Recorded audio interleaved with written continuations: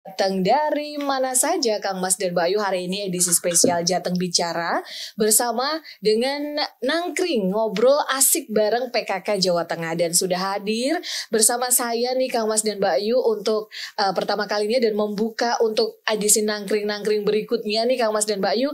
Ada Ketua PKK Provinsi Jawa Tengah Ibu Hajah Nawal Arafah Yasin. Selamat siang Ibu. Selamat siang. Nah mungkin boleh disapa dulu nih Bu, Kang Mas dan Mbak Yu yang hari ini mendengarkan live radio dan juga live YouTube kita. Monggo silahkan. Oke, Assalamualaikum, selamat siang untuk Kang Mas Mbak Yu di Jawa Tengah. Semoga selalu sehat selalu ya. Dan terus kita ikut mendengarkan acara Nangkring ini. Baik, nah hari ini nih Kang Mas dan Mbak Yu tema kita adalah PKK bukan sekedar arisan. Dan ini memang relate ya Ibu, karena kan biasanya tuh kalau ibu-ibu PKK itu kan kumpul-kumpul, kemudian cuma ngobrol-ngobrol, habis itu yang penting adalah ngerumpinya, terus arisannya saja. Padahal sebenarnya makna PKK itu lebih penting atau manfaatnya itu lebih banyak dibanding cuma sekedar ngobrol. Nah, menurut Ibu nih selaku Ketua PKK Provinsi Jawa Tengah, seharusnya PKK itu seperti apa sih Bu? Iya, jadi sebenarnya di PKK itu kita itu bukan hanya ngurusin bayi itu sudah lahir ya, tapi sebelum ibu ini hamil juga PKK sudah ikut mempersiapkan bagaimana calon ibu ini menjadi calon ibu yang terus kemudian bisa kuat secara lahir batin dan sampai dengan kematian ibu dan bayi ya. Angka kematian ibu, angka kematian bayi itu menjadi satu urusannya PKK juga. Jadi pakai PKK ini ya, ini lebih ke terus kemudian yang pertama itu mengenai bagaimana PKK itu lebih ke dia menguatkan karakter keluarga gitu, menguatkan karakter keluarga tentang kemudian pola asuh. Apalagi pada saat masa ini nih, masa digital yang seperti ini, ini menjadi satu hal yang kemudian konsen juga untuk PKK. Kemudian kita memiliki namanya Paredi ya, satu modul parenting di era digital, Paredi itu. Terus kemudian juga untuk kemudian diharapkan bahwa parenting ini tetap pada nilai-nilai yang sesuai dengan Pancasila ya. Kemudian selain itu juga kita ada PKK itu bergerak juga untuk meningkatkan pendidikan dan ekonomi keluarga. Sehingga di PKK bukan hanya pada tingkat provinsi sampai ke Dasawisma, itu juga kita ngurusin tentang bagaimana programnya namanya Hatinya PKK. Hatinya PKK ini halaman rumah yang kemudian asri ditanami dengan kemudian sumber sebagai ketahanan pangan keluarga, supaya apa? Supaya nanti kos daripada keluarga ini bisa berkurang begitu, dan kemudian gizi keluarga juga bisa tercukupi.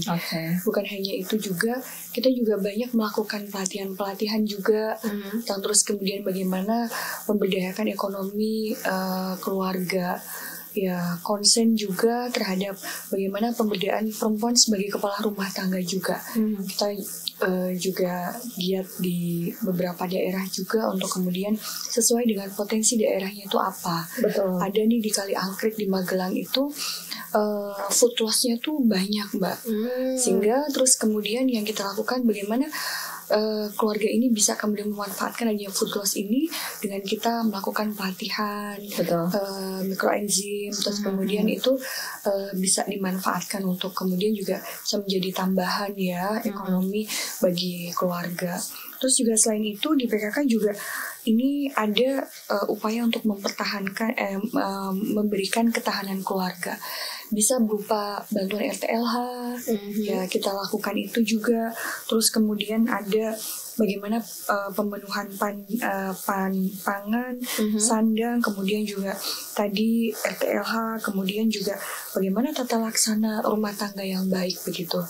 Jadi kita sampai ke bagaimana sih pangan yang kemudian sehat itu begitu.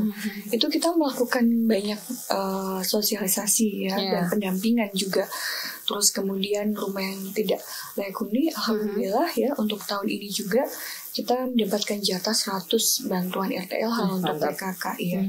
Kemudian ada lagi untuk peningkatan kesehatan keluarga gitu. Jadi kita ada IVA test untuk deteksi dini ya kanker leher rahim. Kemudian juga ada spelling ya kan.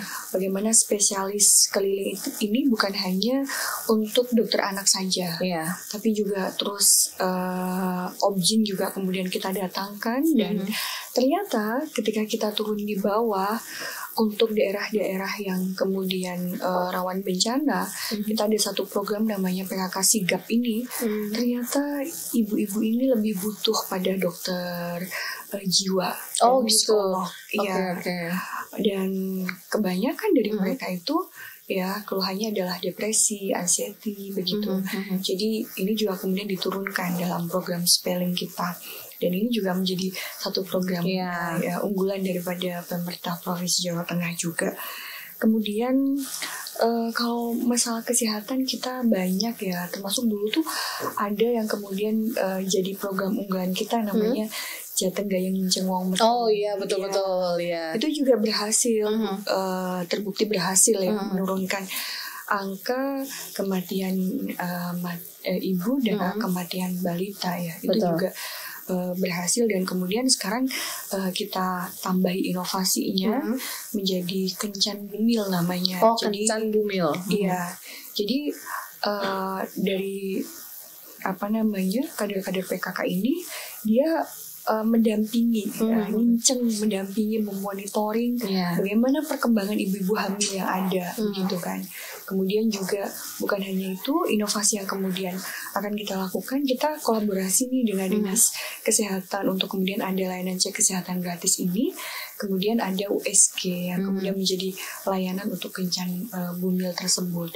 Jadi untuk kesehatan kita banyak program termasuk kan Posyandu, kemudian juga sekarang ada dari pusat itu ada satu program ya untuk vaksinasi, untuk mempercepat vaksinasi juga. Ya. Jadi kemudian ada lagi modernisasi organisasi PKK dengan memanfaatkan teknologi informasi ya, seperti hari ini yang kita lakukan. Betul. Juga kita akan meluncing juga adanya website ya PKK ya yang ini menjadi satu hal yang bukan hanya terus kemudian kita sosialisasikan mengenai program-program yang ada aja, tetapi juga tentang kemudian literasi mengenai bagaimana pemahaman ya untuk pengasuhan, parenting anak, terus juga untuk kemudian perkembangan di status tentang perkembangan ibu hamil di 1 hari sebelum kehamilan dan lain sebagainya, itu juga kemudian menjadi satu hal yang nantinya akan mengisi di website ini ya, dan nanti akan kita launching. Sekarang permasalahannya itu Posyandu yang dulunya kemudian kita ada di Pokja 4 PKK ya kan, sekarang sudah bertransformasi. Oh gitu. Iya. Jadi sekarang sudah tidak melalui PKK lagi, tetapi sudah menjadi lembaga sendiri. Dan Posyandu ini tidak hanya terus kemudian untuk melayani kesehatan saja, tapi ada 6 SPM, 6 standar pelayanan minimum. Ada pendidikan, ada terus kemudian sosial, ada kemudian perumahan rakyat, ada kemudian PU, ada terus kemudian Trantibum Linmas, dan yang terakhir kesehatan yang sudah berjalan seperti biasanya. Dan ini satu tantangan sendiri, dan PKK ini terus kemudian ya tetap harus berkolaborasi dengan kemudian posyandu-posyandu yang ada, dan jumlah posyandu Jawa Tengah sangat luar biasa. Ada berapa itu? 49.149. Ya. Dan yang baru bertransformasi menjadi 6 SPM ini baru 22.000 saja. Jadi kita masih masih dilakukan karena baru tahun ini ya betul.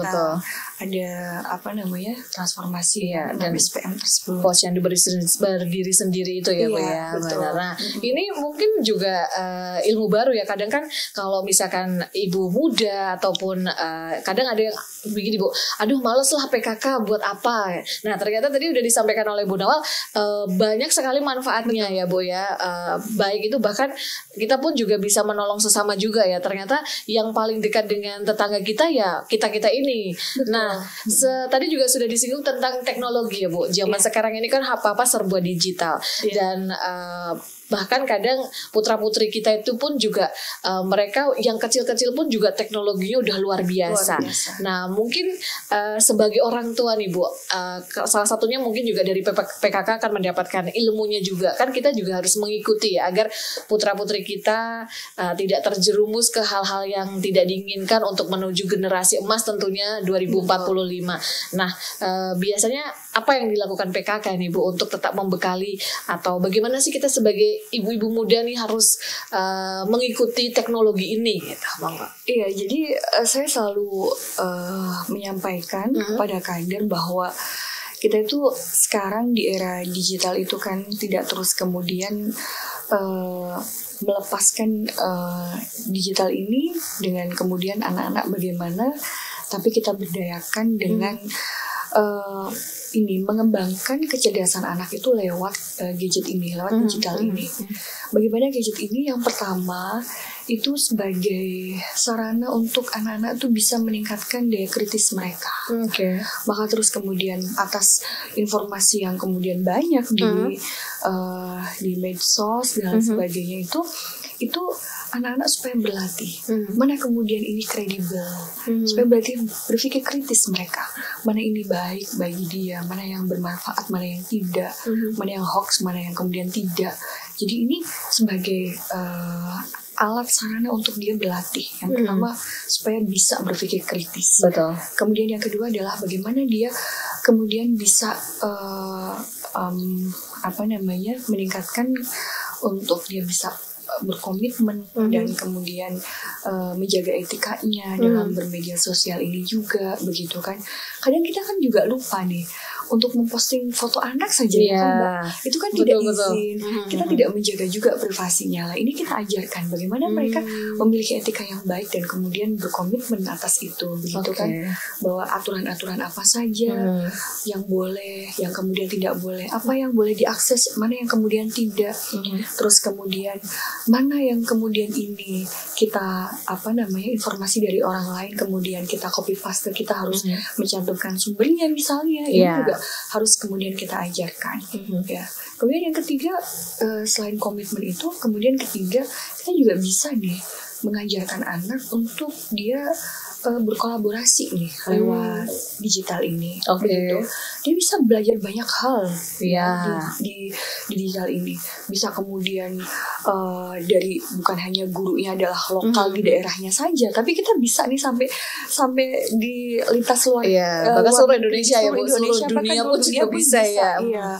Bukan hanya dia belajar, tapi dia juga bisa nih aksi-aksi solidaritas misalnya kemudian mereka ikuti gitu kan, bukan hanya di Jawa Tengah ini saja gitu kan. Itu kan lewat teknologi bisa. Kemudian kita juga bisa nih nanti meningkatkan kreativitas anak itu lewat digital.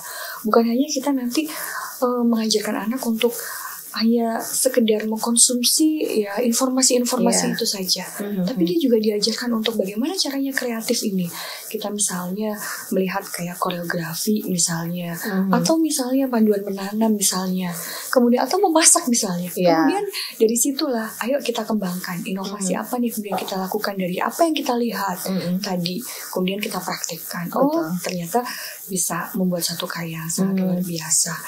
Ya, itu menurut saya bukan terus kemudian kita tuh harus melarang tapi kita kemudian memberikan satu rambu-rambu lah. Disiplin positif inilah yang kemudian kita harus hadir di sini. Nah itu dia yang penting itu ya, Bu. Orang tuh harus hadir bukan dibiarkan gitu ya. Kadang kan ada ya udahlah kamu main sendiri gitu kan. Jadi kita hadir untuk terus kemudian yang pertama ya, kita ajarkan anak untuk kemudian manajemen waktu itu seperti apa. Jadi bukan terus kemudian mereka lepas kontrol harus semua waktu tuh dengan menggunakan gadget, tidak. Kita ajarkan bagaimana manajemen waktu untuk anak-anak, mana porsi untuk kemudian dia berselancar lewat gadget, mana yang kemudian dia menunaikan banyak sekali kewajibannya. Oleh karena itu di sini nanti harus ada kemudian jadwal yang kemudian disepakati bersama antara orang tua dan antara anak. Kita tidak boleh kemudian memaksa anak untuk kita membuat satu standar peraturan sendiri gitu kan, tidak. Tapi kita duduk bersama anak gitu kan, bagaimana apa yang disepakati, kemudian tentunya juga dalam kemudian kontrol kita ya, jangan semuanya atas dasar keinginan anak semua, tidak, tapi juga anak ikut serta dalam kemudian mendiskusikan apa yang kemudian menjadi jadwal harian ini. Dan konsis terhadap jadwal harian itu, dan kemudian kita kasih literasi mengenai digital ini.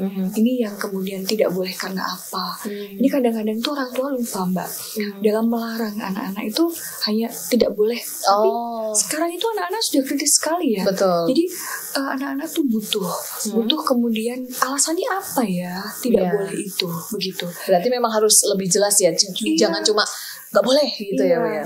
Kalau misalnya kita hanya tidak boleh, itu dia akan takut ketika di depan kita saja. Tapi ketika kemudian tidak ada kita, dia akan melakukan banyak hal ya, karena dia nggak ngerti ya apa nilainya sih saya melakukan ini atau tidak melakukan ini, begitu kan. Sehingga komunikasi yang efektif tuh butuh anak sama orang tua tuh juga membutuhkan itu. Maka kemudian atas untuk melarang sesuatu atau memerintahkan sesuatu itu juga atas dasar kemudian internalisasi nilai. Maka kita perlu banyak menjelaskan hal-hal ini. Dan itu pun juga butuh ilmunya ya Bu, ada ilmunya ada ilmunya. Sehingga ibu-ibu tuh harus tidak boleh berhenti belajar. Ibu-ibu tuh harus terus belajar. Sekarang kan banyak media pembelajarannya, ya kan? Kita bukan hanya lewat buku. Sekarang buku digital banyak, pakai YouTube ada, pakai terus kemudian sekarang website tentang parenting juga banyak, begitu kan? Dan terus kemudian kita harus memanfaatkan support system ini yang ada, termasuk misalnya dengan pasangan, dengan orang tua kita juga, karena mereka juga menjadi pengasuh anak-anak kita juga. Jadi supaya kita tuh satu suara, ya kan, satu satu tekad yang sama gitu, sehingga tidak ada lagi saya milih nenek aja karena nenek tuh boleh semua misalnya. Gitu kan? Betul. Ya seperti itu. Jadi terus kemudian juga kita harus memanfaatkan juga ya adanya sekarang tuh banyak kayak misalnya aplikasi-aplikasi yang kemudian bisa mengontrol ya. Misalnya kita bisa mematikan nih HP anak itu dengan HP kita misalnya. Bagaimana caranya? Ini juga bisa kita lakukan. Ini bisa untuk mengontrol ketika misalnya kesepakatan itu tidak kemudian tidak berjalan. Benar. Ini juga bisa dengan memanfaatkan itu. Tapi bahwa anak-anak itu harus diberikan bimbingan terlebih dahulu tentang disiplin positif dan kemudian tentang esensi tadi itu tadi. Baik, nah itu dia ya. Jadi komunikasi itu penting ya Bu ya. Betul. Jadi jangan cuma melarang saja, tapi kita juga harus mengajak anak-anak itu untuk berdiskusi seperti itu ya.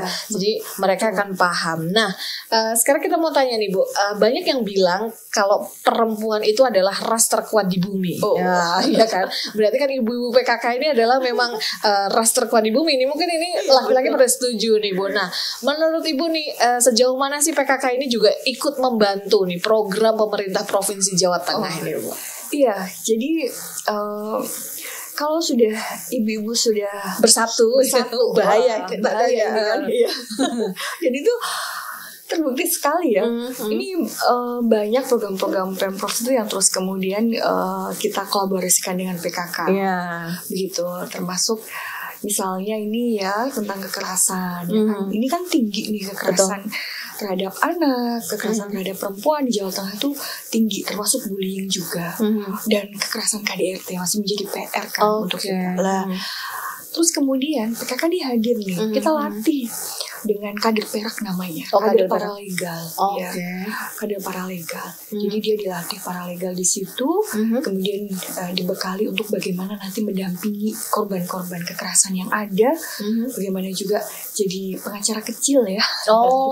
Jadi pengacara kecil ya, diajari untuk advokasi bagaimana. Lah ini sudah kemudian dilatih dan nantinya nanti itu akan mengisi di rumah perlindungan perempuan ya dan anak yang akan ada di Kecamatan Berdaya, Mbak. Kecamatan Berdaya. Kecamatan Berdaya ini kan menjadi satu program prioritas juga ya untuk Pemprov, dan ini nanti akan ada RPPA.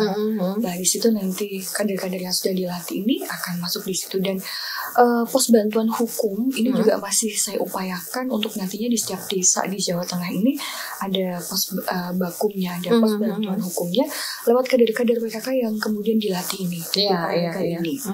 Nah di samping itu juga mengenai stunting, kita banyak program ya. Kalau untuk stunting ada genting, gerakan ini orang tua asuh cegah stunting, itu juga itu juga yang ini ya ibu-ibu juga ini ya, dan banyak program-program yang kemudian dikolaborasikan dengan PKK ini.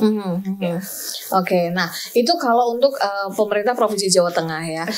Nah sekarang kita mau ke yang paling dasar nih Bu, ke masing-masing dari anggota PKK ini. Pastikan mereka juga butuh berdaya sendiri ya, maksudnya untuk keluarga mereka sendiri. Nah sejauh ini apa saja sih Bu yang sudah dilakukan, atau mungkin ada pelatihan-pelatihan nih untuk para kader-kader PKK yang agar mereka itu bisa mandiri, mungkin mereka bisa mampu menciptakan penghasilan mereka sendiri atau melakukan kegiatan-kegiatan yang positif. Nah, itu apa saja yang sudah dilakukan Ibu? Iya, jadi kalau kita melihat data lebih dulu ini ya kan tentang kemiskinan di Jawa Tengah itu tahun 2024 tuh di angka 9,58% ya. Artinya ada 3,4 juta ya.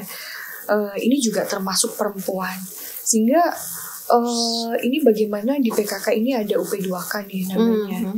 UP2K ini lewat Pokja 2 ini banyak kemudian melakukan pelatihan-pelatihan yang kemudian kita melakukan secara independen PKK sendiri, dan kemudian berkolaborasi dengan Basnas provinsi. Ya, yang kemudian bukan hanya ini boga ya, tapi juga kita juga melakukan boga tuh untuk kemudian bisa mensupport ini loh Mbak, apa namanya makan gizi. MBG ya. Makan siang gizi gratis itu juga kemudian mereka diajari tentang bagaimana marketing digitalnya, karena butuh juga ya, selain marketing digital itu juga costnya lebih rendah ya. Betul. Kan dia nggak perlu punya toko ya gitu kan. Terus kemudian ada lagi seperti ini memanfaatkan perca menjadi satu produk yang kemudian bisa ada nilai jualnya gitu. Terus ada lagi pelatihan seperti tadi koenzim, terus kemudian menjahit, terus ada ini pelatihan untuk selain ada ini namanya itu untuk ini loh daycare. Daycare ya. Betul. Iya, jadi daycare ini ternyata ini luar biasa, dan saya temukan banyak PAUD di Jawa Tengah itu yang ini mendayakan swadaya masyarakat. Dan guru-gurunya ini adalah guru-guru dari kader-kader PKK yang kemudian telah dilatih. Dan bagaimana terus kemudian partisipasi aktif dari anak 0 sampai 6 tahun di PAUD ini baru sekitar 14% ya. Berarti masih ada 50 lebih ini ya kan yang kemudian belum bersekolah PAUD, sehingga kemudian saya menggencarkan juga adanya PAUD emas, PAUD swadaya masyarakat ini. Ternyata sudah banyak di Jawa Tengah ini yang kemudian ada yang membayar SPP-nya itu dengan sampah. Oh iya. Ya, ada yang sampah. Terus kemudian juga ada di situ potensi-potensi daerah kayak misalnya ada atletis. Itu kemudian untuk membiayai pot yang ada ini. Lah, jadi yang kemudian posyandu yang ada ini juga, ini yang terus ada yang menempel paut juga di posyandu. Ini juga kader-kader PKK nih yang sudah dilatih di DKI. Jadi itu diantaranya pelatihan-pelatihan yang kemudian sudah dilakukan. Tapi tantangan ke depan adalah bagaimana yang produk-produk ini terus kemudian naik kelas, kemudian bisa memiliki pasar yang lebih luas. Lah ini yang menjadi PR, sehingga kemudian inkubasi itu perlu dilakukan. Tapi memang sudah menuju ke sana ya ini Bu ya? Iya, menuju ke sana. Bagaimana inkubasi ini perlu dilakukan sehingga kemudian kurasi produk juga terus dilakukan. Kemudian bagaimana pemasaran ini juga harus kemudian bukan hanya lewat konvensional tadi, tapi juga dengan digital juga. Dan kemudian saya ini ingin menggerakkan setiap event-event yang ada. Kita digunakan adanya UMKM yang ada lah, seperti misalnya konsumsi yang kemudian bisa kita datangkan dari UMKM yang kita bina misalnya. Itu juga kan untuk pemberdayaan seperti itu ya Bu ya. Iya. Baik. Nah tuh itu baru sedikit ya, maksudnya kita ngobrolnya, dan manfaatnya yang lain pun tentunya mungkin tidak bisa tersebut semua ya Bu ya. Betapa banyak manfaatnya. Nah nanti kita akan lanjut lagi nih Kang Mas dan Mbak Ayu ngobrol dengan Ibu Ketua PKK Provinsi Jawa Tengah, dan nanti kita juga akan menjawab beberapa pertanyaan yang masuk nih Bu sambil nunggu pertanyaan yang lainnya. Jadi jangan kemana-mana, tetap di Jateng Bicara. Dan kita masih bersama dengan Ibu Ketua PKK Provinsi Jawa Tengah, ada Ibu Nawal tentunya. Dan tadi kita sudah ngobrol beberapa, dan alhamdulillah ini ada pertanyaan yang masuk ya. Daripada kita tidak jawab, nanti kita akan dihujat netizen ya Bu ya. Karena kan tadi ras terkuat di bumi adalah perempuan. Dan ini ternyata bukan cuma perempuan yang bertanya Bu, ada bapak-bapak ya. Langsung kita jawab dari Haris yang ada di Semarang saja. Katanya sekedar menyampaikan testimoni ke Ibu Yasin. Sebagai suami, saya ini senang dan bangga punya istri yang aktif di PKK RT. Meski kelompok PKK-nya sederhana, tapi kemanfaatannya bisa saya rasakan langsung. Istri saya kayak lebih tahu soal ini itu, khususnya soal pengasuhan. Entah gimana public speakingnya sekarang juga lebih bagus Bu. Cuma satu Bu katanya, pulang PKK selain membawa snack atau kirmah ya, juga membawa rerumpian katanya. Monggo silahkan. Iya, jadi luar biasa ya di PKK tuh banyak terus kemudian pelatihan-pelatihan karena itu ya. Jadi ini juga bisa sebagai wadah untuk mengaktualisasikan diri menurut saya. Tapi di situ ada satu perkumpulan ibu-ibu, disitulah potensi untuk terus kemudian itu ada yang kemudian saling sharing ya, saling curhat begitu kan, mungkin dengan bahasa tadi rurumpian. Jadi ini untuk kader-kader PKK yang kemudian aktif, saya harapkan untuk kemudian nanti itu bukan hanya sekedar rurumpian ya, tapi juga ini tuh sharing untuk saling bertumbuh bersama menurut saya. Masing-masing itu kan punya tantangan, masing-masing punya masalah, masing-masing juga ada ruang untuk bertumbuh begitu kan, dan mungkin ya kan butuh untuk kemudian didengar, dan mungkin di PKK itu juga mereka butuh untuk kemudian itu, sehingga masing-masing itu bukan terus kemudian ini menanggapi ini dengan sesuatu hal yang negatif, tetapi juga memanfaatkan bahwa ini saling sharing ini adalah satu untuk kita tuh bisa menguatkan masing-masing kader. Oh, kader ini sharing masalahnya. Oh, kita hadir nih untuk kita bisa menguatkan mereka. Oh, misalnya ini mengeluh tentang ini. Oh, kami hadir nih kasih solusi begitu kan. Lah, itu saling menguatkan, saling berkontribusi, saling menjaga kesehatan mental pada waktu itu, dan saling sharing informasi dan saling memotivasi. Jadi bukan kemudian kok hanya saling berlumpi ya. Iya. Tapi saya harap nantinya itu bisa menjadi ajang untuk kemudian bisa saling sehat bersama, saling tumbuh bersama, saling menguatkan begitu. Baik. Dan ternyata sering berkumpul itu juga melatih public speaking. Melatih public speaking loh. Kan di PKK kan nanti pidato terus. Iya, betul. Berikutnya kita menuju ke Rida yang ada di Tegal. Saya nggak mau tanya Bu, tapi mau mengapresiasi PKK Jateng yang semakin aktif dalam terjun ke masyarakat. Jadi program yang ada tidak sekedar berhenti di sosialisasi saja, tapi dipastikan juga kalau benar-benar bermanfaat nih untuk masyarakat dan sehat selalu untuk Bu Nawal. Oke, terima kasih Mbak Rida testimoninya ya. Mohon doa terus untuk PKK dan mungkin nanti bisa berkolaborasi ya dan terus kasih masukan untuk PKK. Baik, kita menuju ke pertanyaan berikutnya. Ini ada dari Anissa yang ada di Demak. Apa saja sih Bu program-program yang dijalankan oleh PKK yang menunjukkan nih bahwa PKK ini bukan sekedar arisan? Nah, monggo. Iya, jadi PKK itu memiliki banyak program yang itu ya disesuaikan dengan isu strategis yang kemudian kita dapatkan di Jawa Tengah ini. Misalnya adanya tadi Aki AKB yang kemudian tinggi, kasus stunting juga itu tinggi begitu kan. Kemudian kita hadir untuk ada Kencan Bumil ini. Bagaimana kita ikut memonitoring, bagaimana kita ikut mendampingi ibu-ibu hamil yang ada. Terus kemudian adanya tingginya kekerasan tadi terhadap perempuan dan anak. Kemudian kita hadir nih melatih paralegal. Dan saya mohon doanya untuk nanti ini bisa ada lisensi dari Kemenkumham ya untuk menjadi pos bantuan hukum ya. Begitu. Terus kemudian adanya menurunnya ketahanan pangan yang menopang gizi dan ekonomi keluarga di Jawa Tengah, khususnya untuk keluarga miskin nih lah di pedesaan dan keluarga yang kemudian di pesisir pantai nih Mbak ya, yang terdampak perubahan iklim. Kemudian kita hadir nih ada namanya Rabu Pohon, gerakan ibu menanam pohon, dan ini sudah kemudian serentak dilakukan di Jawa Tengah. Bukan hanya menanam kangkung, cabai dan sebagainya, bayam, tomat gitu bukan.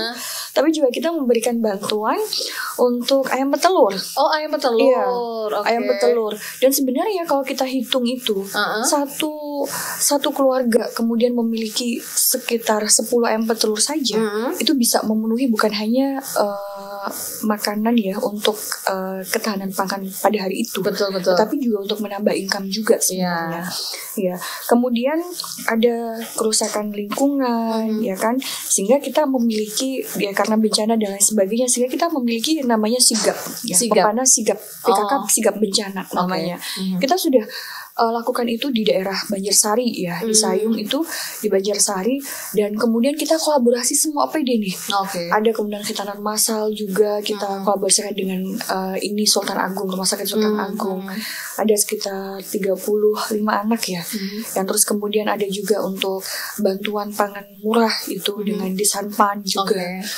Terus kemudian untuk ini pencatatan untuk pembuatan KTP, kemudian KTA, Dukcapil itu juga hadir. Yang kita tuh hanya menargetkan pada waktu itu tuh hanya 300-an ya Mbak. Ternyata sampai 700 ya, untuk anak-anak saja. Jadi ternyata antusiasnya luar biasa. Dan kemudian ada pelatihan tentang mitigasinya begitu. Untuk ibu-ibu itu kan penting. Bagaimana nanti terjadi bencana, bagaimana mitigasinya itu juga ada. Kemudian ada penanaman mangrove, penanaman ini apa namanya pohon namanya apa itu Bu? Cemara. Oh, cemara. Iya. Pohon cemara ya. Itu, dan kemudian ada desalinasi Mbak. Oh, desalinasi. Kemarin juga kita rangkaian di PKK Sigap. Jadi bagaimana untuk sumber air bersih itu kemudian ada di daerah tersebut. Ini desalinasi ini satu hal yang menarik karena air yang kemudian asin itu bisa berubah menjadi air yang kemudian bisa dipakai ya, dan tidak asin lagi ya. Jadi air tawar. Dan ini kemudian bisa dikonsumsi langsung oleh masyarakat. Ya, kemudian juga kita ada meningkatkan akses rumah tangga atau keluarga miskin. Ini juga kita punya khususnya dari perempuan kepala keluarga ya. Ini kita ada program namanya KIKIS, Keluarga Indonesia Bebas Kemiskinan Ekstrim. Ada bantuan RTLH, ada juga itu berupa rumah apung ya. Rumah apung. Terus kemudian ada bantuan ini tadi modal usaha, pelatihan ya, itu beserta juga alatnya. Beserta juga alatnya. Okay. Ya. Dan kemudian ada lagi untuk akses layanan kesehatan untuk ibu hamil, anak rentan, stunting, atau kemudian bagaimana terus kemudian ini kita hadirkan dengan program spelling ya kan. Terus juga untuk bagaimana meningkatkan akses keluarga gitu kan, untuk banyaknya tadi terhadap layanan pendampingan hukum tadi seperti kader perak tadi ya, kemudian untuk kekerasan dalam rumah tangga, tindak perdagangan orang, ada tindak pidana kesehatan seksual. Ini tuh Mbak, kami setelah pelatihan itu sudah menurunkan kader itu kami bekali ada rompi, ada ini kan, itu banyak yang ternyata kemudian sudah mendampingi korban yang ada ya kan, tapi kita masih belum bisa independen secara penuh karena terkait masih butuh SDM yang lainnya, sehingga kita MOU-kan dengan pihak-pihak terkait. Misalnya butuh nih bantuan medis, maka kita MOU-kan dengan puskesmas yang terdekat. Butuh bantuan hukum nih, kita terus kemudian MOU-kan dengan bantuan hukum terdekat dan juga dengan kepolisian. Jadi itu yang kemudian bisa dilakukan untuk mendampingi kekerasan ini. Kemudian ada lagi untuk meningkatkan kesadaran keluarga terhadap pentingnya mitigasi bencana tadi udah. Dan ada lagi ternyata yang kita temukan setelah dilatih, sudah memiliki usaha, itu belum memiliki kecakapan dalam manajemen keuangan keluarga. Sehingga kemarin kemudian kita kerjasama juga dengan universitas dengan USM untuk melakukan sosialisasi dan pelatihan. Jadi sebesar apapun itu income-nya, itu kemudian dibantu nih hitung sampai dengan kebutuhan punya anak 2 dan lain sebagainya. Dan kemudian kita kemarin ada modulnya ya dengan BKKBN, kita kolaborasi ada modul untuk kemudian bagaimana nanti melatih kader-kader ini untuk dia cakap manajemen keuangan keluarga. Mantap ini. Ya. Terus juga untuk ada lagi jam intan. Jadi jam intan tuh sekedar sosialisasi mengingatkan ada jam interaksi positif orang tua dengan anak. Ada 7 waktu interaksi positif dengan anak. Kemudian tadi ada gemah ripah ya. Gemah ripah ini adalah gemah olah sampah rizki keluarga melimpah. Karena kalau dalam datanya ini ya kan, untuk sampah itu jumlahnya itu di 2023 aja di Jawa Tengah ini ada 5,5 juta ton sampah per tahun. Ya. Jadi PKK ini terus kemudian memiliki dengan membuat bank-bank sampah yang itu digerakkan oleh kader PKK ya kan. Dan kemudian ada lagi inovasi di beberapa daerah itu dengan merangkul seperti misalnya dengan ini cicil emas atau apa itu kemudian bisa menjadi nilai ekonomis begitu kan. Dan ini untuk daerah-daerah yang kemudian sudah berhasil ya, ini baru beberapa daerah saja sebenarnya, belum kemudian bisa tercover secara maintenance semuanya bisa memiliki pengolahan sampah yang baik, tapi ini akan kita mulai terus ya. Masuk yang bagus tuh di Banyumas. Di Banyumas. Kemudian di Semarang juga itu sudah bagus pengelolaan sampahnya. Tapi dengan tadi ras terkuat ini. Iya betul. Tapi memang betul Ibu. Jadi kan takut ya kalau buang sampah sembarangan itu harus dikumpulin karena harus bank sampah ya. Iya. Kalau untuk Batang itu ada kemudian pengumpulan jelantah untuk diolah menjadi solar ya. Kemudian ini diberikan ke Pertamina begitu. Dan ini kan bisa menjadi satu satu gerakan bersama gitu. Yeah. Jadi kita lakukan kerjasama dengan OPD seperti DLHK, kemudian juga tadi tabung emas ini, ya ada yang kemudian dengan Pegadaian juga, dan kemudian ada dengan Pertamina begitu. Lah. Selain itu kita ada namanya Pandu Cinta. Pandu Cinta. Pandu Cinta itu adalah pelayanan terpadu pencegahan dan penanganan perkawinan anak. Perkawinan anak di Jawa Tengah itu tinggi, termasuk beberapa bulan kemarin di Kabupaten Ambarawa saja itu dispensasi nikah dalam 1 bulan ada 100 anak. Wah, banyak. Dan semuanya itu dikarenakan hamil di luar nikah. Jadi pernikahan anak ini menjadi satu hal yang penting ya, karena kesadaran untuk terus kemudian bagaimana ini menjadi hal yang harus kita suarakan bersama. Betul. Nah, itu banyak ya tadi udah disebutin nih sama Bu Nawal tentunya, bahkan semua sektor ya Bu itu ada semua ya, mau untuk di rumah, kemudian untuk keselamatan juga ada, untuk keluarga juga ada, bahkan sampai tanaman-tanaman pun tadi juga ada, bahkan sampai sampah pun juga diperhatikan ya Bu ya. Luar biasa. Kalau ini bisa tepuk tangan, kita tepuk tangan ini Bu. Tepuk tangan sendiri deh. Nah, baik, kita akan lanjut menjawab pertanyaan lagi ya Ibu. Ada Lina yang ada di Semarang. Kegiatan arisan PKK biasanya kan menjadi momen yang ditunggu-tunggu karena mempererat kebersamaan antar warga. Tapi di tengah kesibukan dan perkembangan zaman, semangat gotong royong mulai berkurang. Nah, bagaimana nih kita mempertahankan nilai kebersamaan dan solidaritas dalam arisan PKK nih Bu, agar bukan cuma sekedar formalitas katanya? Iya betul nih ya. Adanya arisan di PKK ini bukan terus kemudian kita maknai negatif ya, tapi ini sebagai penyemangat untuk bisa nabung bersama, ya bisa nabung bersama. Terus kemudian di situ ada kegiatan yang kemudian memiliki impact sosial yang sangat luar biasa. Ini menjadi satu hal yang sebenarnya itu menjadi motivasi. Oh ya, saya bagaimana menjadi seorang yang kemudian bermanfaat. Oh ternyata di PKK ini menjadi satu hal yang kemudian menjadi satu motivasi sendiri ya buat saya. Terus kemudian yang kedua memang bukan hanya di PKK saja ya, bahwa budaya gotong royong ini sudah berkurang bukan hanya di PKK tapi semua lini. Makanya oleh karena itu kenapa kemudian ini harus kita bangkitkan lagi melalui misalnya tadi ada PAUD namanya PAUD Emas, PAUD Swadaya Masyarakat.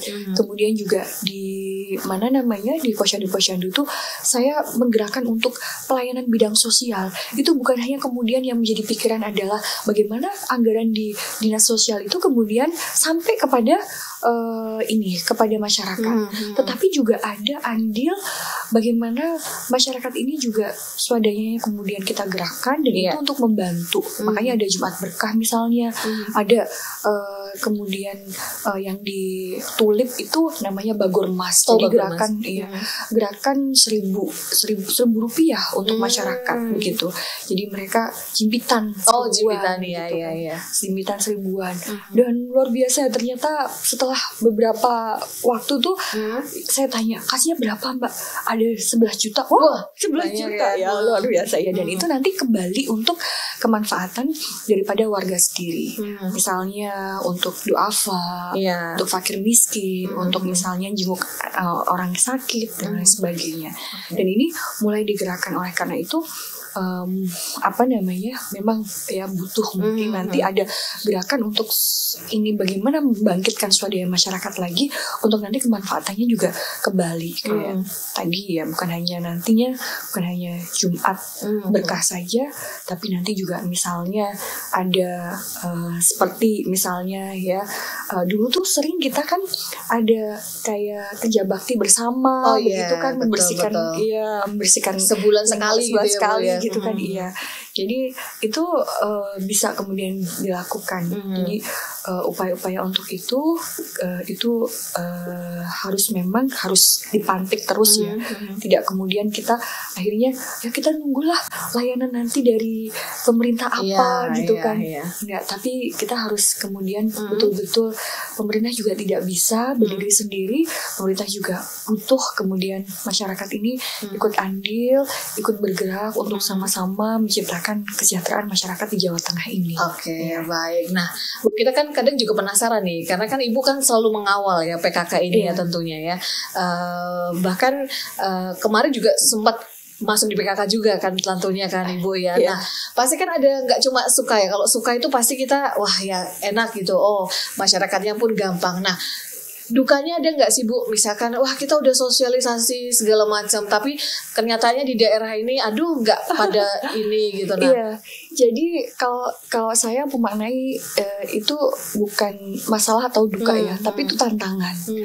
Bahwa itu tantangan, maka bagaimana caranya kita itu dalam sebuah organisasi ini ada ruang untuk berefleksi, ada ruang untuk kemudian mengevaluasi, bukan hanya kemudian oh ini negatif, oh ini tidak baik, oh ini oh bukan, tapi memaknai segala hal itu dengan kemudian kita belajar merefleksikan. Oh mungkin kemudian tantangannya tidak bisa kemudian program ini berjalan misalnya. Oh mungkin karena apa? Kita identifikasi begitu kan, apa tantangannya begitu.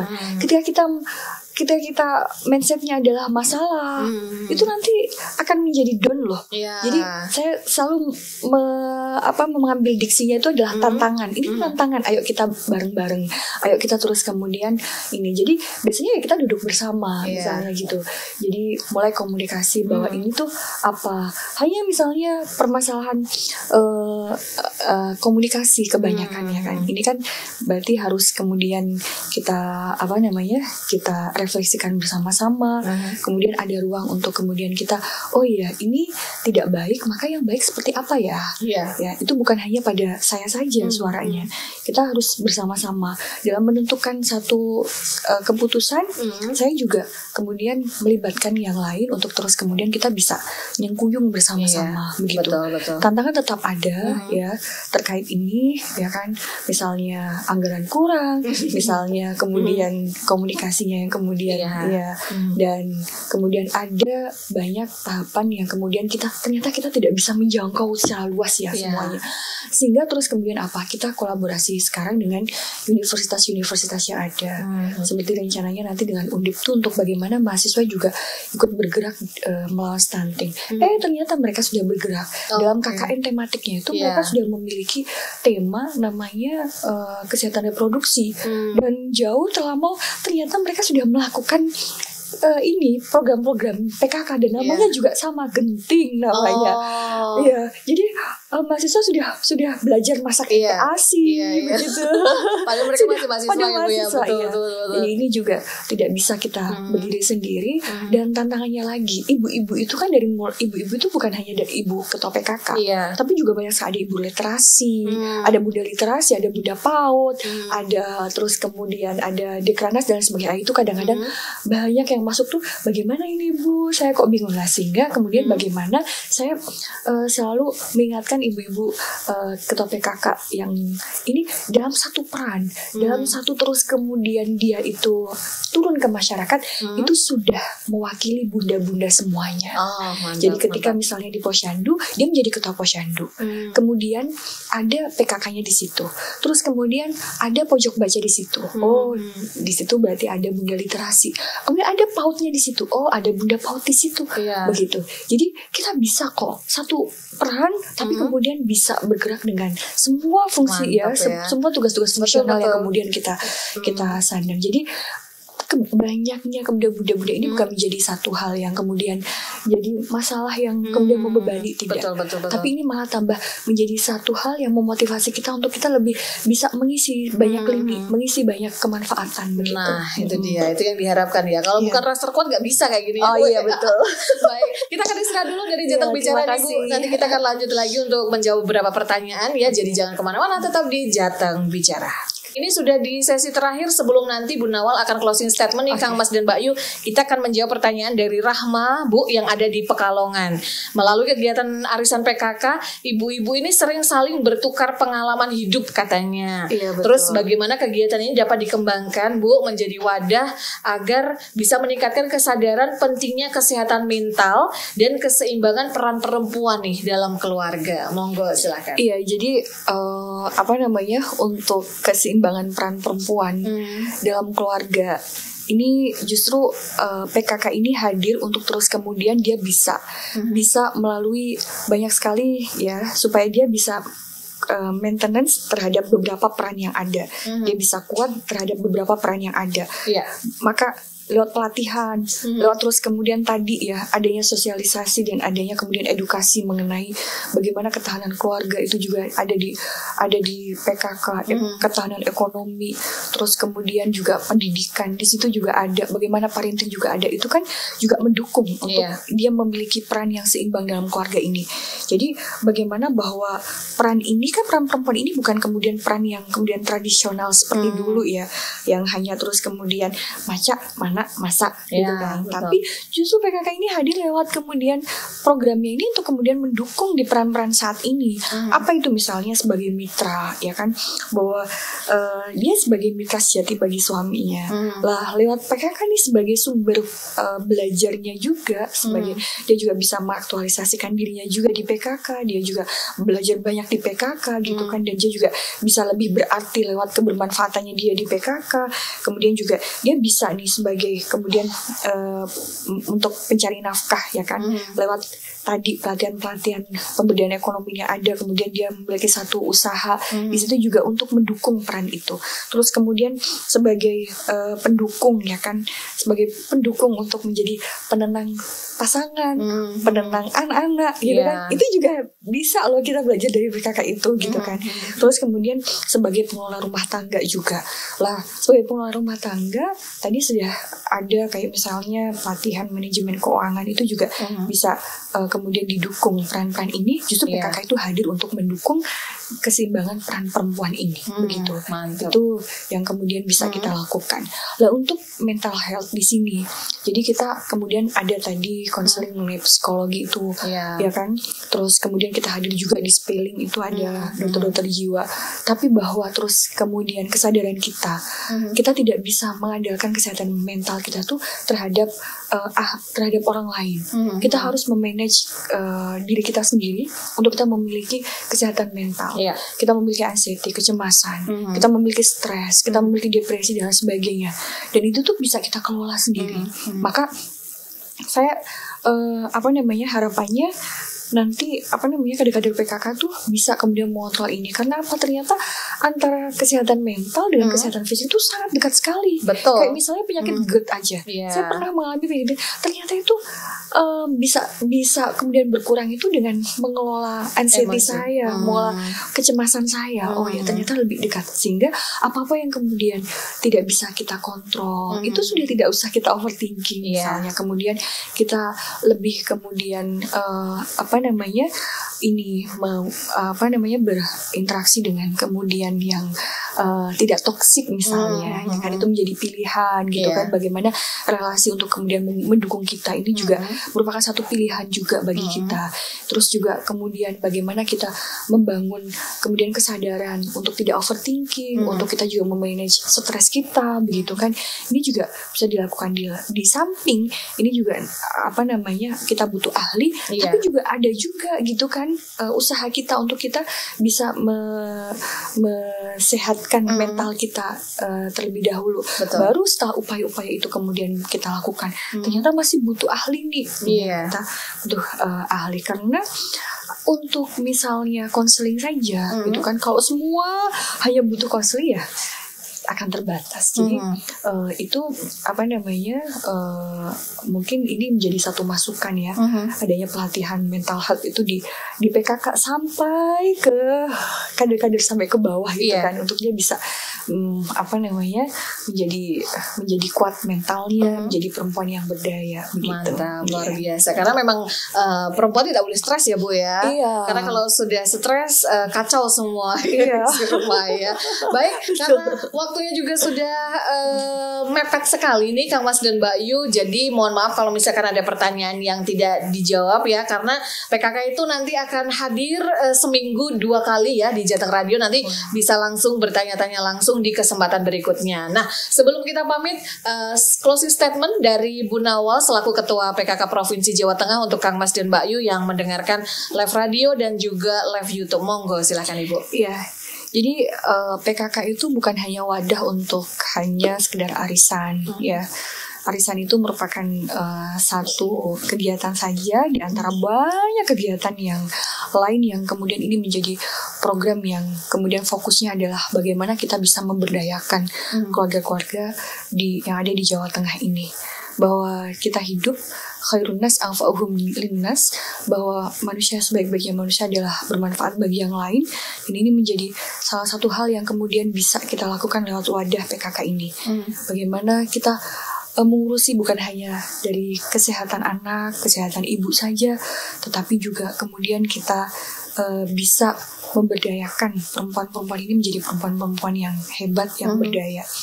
Jadi untuk kemudian kader-kader di PKK, saya ditepesan untuk terus bersemangat dan terus menjadikan ini menjadi sebagai amal jariah, sehingga kita lebih akan senang ya ketika ada perubahan sosial yang kemudian tadinya negatif menjadi satu positif. Ini yang menjadi harapan kita. Dan PKK tidak bisa berdiri sendiri, ya butuh banyak ya pihak yang kemudian bisa kita ajak kolaborasi, sehingga PKK harus kemudian terbuka ya, dan kemudian partisipatif, dan kemudian juga kita menjunjung tinggi juga kearifan lokal, dan kita harus responsif juga, dan kemitraan ini juga menjadi satu hal yang kemudian kita lakukan, sehingga slogan daripada PKK Jawa Tengah adalah PKK kolaborasi berdampak jaya jaya jaya. Mantap. PKK kolaborasi berdampak jaya jaya jaya. Nah ini semoga bisa ini ya Bu ya, dilaksanakan oleh kader-kader PKK semuanya ya. Baik, kalau begitu terima kasih sekali untuk Bu Nawal sudah hadir dan sharing-sharing, tentunya sudah meluangkan waktunya untuk Kang Mas dan Mbak Yu yang hari ini mendengarkan radio dan juga live YouTube. Karena waktunya sudah habis, kita harus pamit nih Kang Mas dan Mbak Yu dari Jateng Bicara. Saya Risti selaku host dan juga Bu Nawal selaku Ketua TPK PKK Provinsi Jawa Tengah juga undur diri. Mohon maaf kalau ada salah-salah kata. Selamat siang dan wassalamualaikum warahmatullahi wabarakatuh. Waalaikumsalam warahmatullahi wabarakatuh.